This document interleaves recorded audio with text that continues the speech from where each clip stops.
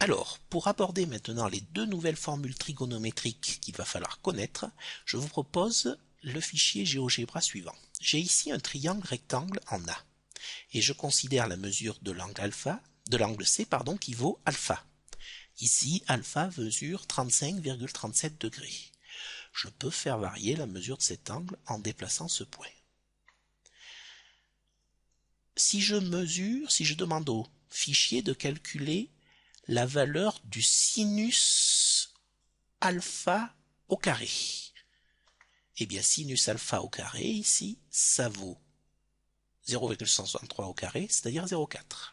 Si je fais varier ce point ici, je fais donc varier la mesure de l'angle alpha, et donc le sinus au carré de l'angle alpha varie.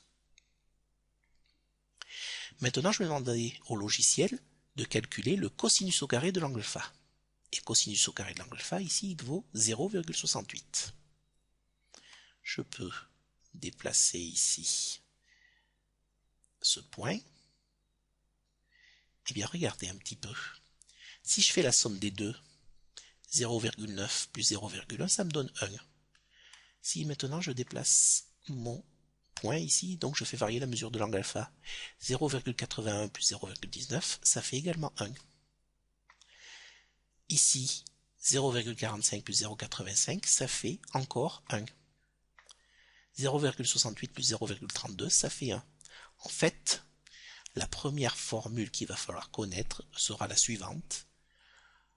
Sinus au carré de l'angle alpha plus cosinus carré de l'angle alpha sera toujours égal à 1.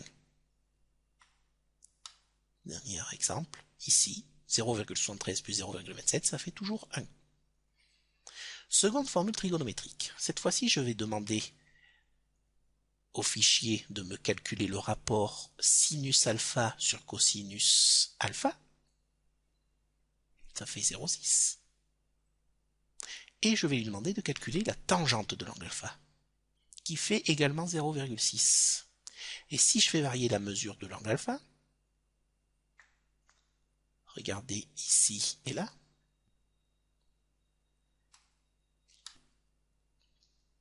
on a toujours sinus alpha sur cosinus alpha qui est égal à tangente alpha.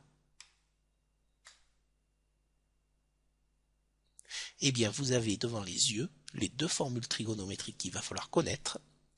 Je répète, la première, sinus au carré de l'angle alpha plus cosinus au carré de l'angle alpha qui vaut 1, et la seconde, sinus alpha sur cosinus alpha qui est égal à la tangente de l'angle alpha.